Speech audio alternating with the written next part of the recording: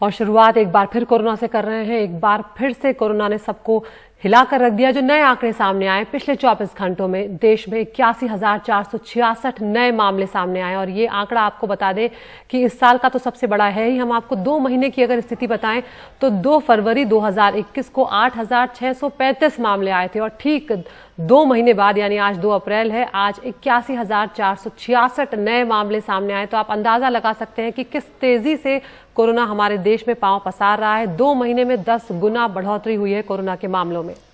परिमल कुमार हमारे सहयोगी हमारे साथ हैं, सीधा रुख करते हैं उनका। परिमल, यहाँ पर 2 महीने में 10 गुना की बढ़ोतरी हुई है, बेहद चिंता की बात है। आपसे समझना चाह रहे हैं, आप लगातार शुरुआत से कोरोना महामारी के वक्त से इसको फॉलो कर रहे हैं, सरकारी अधिकारियों से बात कर रहे हैं, मूल वजह क्या नजर आ रही है, इतनी तेजी से क्यों बढ़ रहे हैं, आपसे ये समझना चाहेंगे। क्या कदम अब सरकार उठाएगी ऐसे में, जबकि वैक्सीनेशन ड्राइव चल रहा है, 7 करोड़ लोगों को ऑलमोस्ट लगने जा रही है ये वैक्सीन, क्या वजह लग रही है? देखिए, यहाँ पे 2-3 वजह बहुत साफ है जया।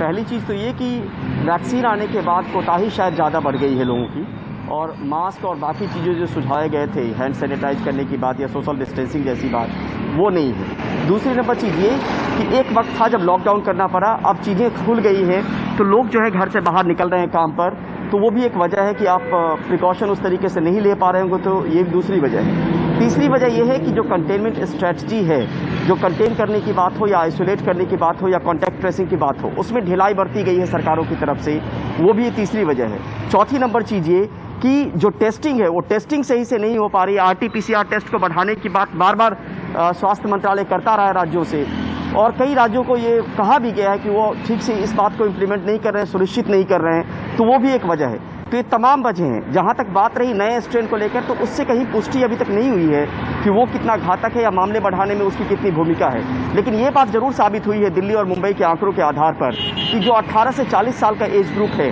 वो ज़्यादा इसकी चपेट में आ रहा है, वो एज ग्रुप जो बाहर काम पे निकल रहा है। और यही वजह है कि आज 11 बजे कैबिनेट सेक्रेटरी तमाम राज्यों और केंद्र शासित प्रदेशों के चीफ सेक्रेटरी से मुलाकात करेंगे।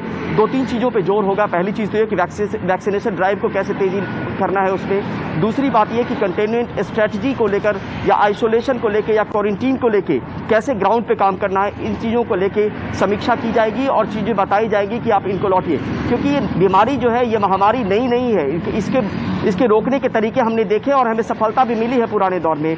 अब उन्हीं पुराने दौर को लेके जो बैक टू द बेसिक्स की बात हो रही है, जो बेसिक शुरुआत दौर में बताए गए थे कि कैसे कंटेन करना है वायरस को या क्या प्रिकॉशन लेना है लोगों को, अब उसकी तरफ लौटना जरूर होगा, क्योंकि ये मामले इतनी तेजी से बढ़ रहे हैं जया कि शायद जो पुराने मामले रहे हैं एक दिन में 24 घंटे में जो रिकॉर्ड रहा है 1 लाख से कम मामलों का, वो शायद जल्दी टूट सकता है। और बड़ी वजह यही है कि अप्रैल के महीने में ये निश्चित किया गया है कि छुट्टी के दिन भी वैक्सीनेशन होता रहेगा, क्योंकि चेन ऑफ ट्रांसमिशन को रोकने में वैक्सीनेशन कारगर हो सकता है। और यही वजह है कि अप्रैल के महीने में तमाम दिन जो छुट्टियों के दिन भी है उसमें भी वैक्सीनेशन किया जाएगा। बिल्कुल परिमल, यहाँ पर एक बात और निकल कर आ रही थी कि ये कहा जा रहा था कि ये जो नया स्ट्रेन है ये बहुत जानलेवा नहीं है, उतना खतरनाक नहीं है। लेकिन अगर हम पिछले 2-3 दिनों से जो मौतों के आंकड़े आ रहे हैं, अगर उन पर नजर डालें तो अभी 24 घंटों में 469 मरीज अपनी जान गंवा चुके हैं पूरे देश में कोरोना के चलते। तो ये बात भी बिल्कुल सही नहीं है। ये भी लोगों को समझना जरूरी होगा कि अगर उनके दिमाग में कहीं जहन में ये बात है कि ये उतना खतरनाक नहीं है, तो ये क्या उतना ही खतरनाक है, ये साफ तौर पर कहा जा सकता है?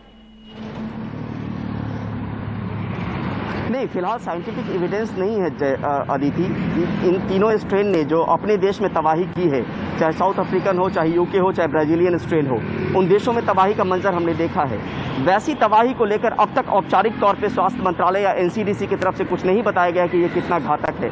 लेकिन एक बात जरूर हुई है कि वैक्सीन आने के बाद लापरवाही का सिलसिला जो है शायद बढ़ गया है, क्योंकि लोग ये मानने लगे हैं कि अब हमारे पास वैक्सीन है और वैक्सीन के बाद हम बीमार नहीं होंगे। लेकिन वैक्सीनेशन के बाद भी लोग बीमार पड़ रहे हैं और कोरोना की चपेट में आ रहे हैं। तो हमें नहीं भूलना होगा कि जो भी सुझाव हमें दिए गए हैं उन सुझावों पर अमल करना बहुत ज़रूरी है। परिमल, संक्षेप में आखिरी मेरा सवाल है, क्या कुछ वक्त के लिए जो टेस्टिंग है वो कम हुई थी, अब फिर से वापस से बढ़ा दी गई है, इसलिए केसेस सामने आ रहे हैं, ये भी वजह है क्या?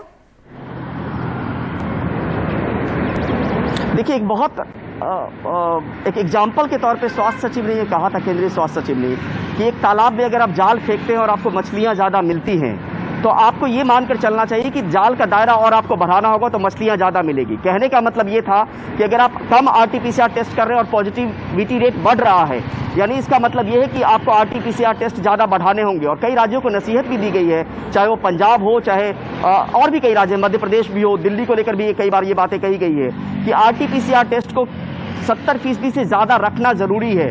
और ये बार बार जोर दिया जा रहा है क्योंकि तभी वो मामलों तक पहुंच पाएंगे, तभी कॉन्टैक्ट ट्रेसिंग हो पाएगी और तभी तह तक जा पाएंगे कि आखिर कितने लोग इसकी चपेट में आ रहे हैं। तो ये बहुत लाजमी है कि RT-PCR टेस्ट बढ़ाने को लेकर बार बार समय पे कहा गया है राज्यों को, और अभी भी ये हिदायत दी जा रही है कि इस टेस्ट की संख्या बढ़ाई जाए।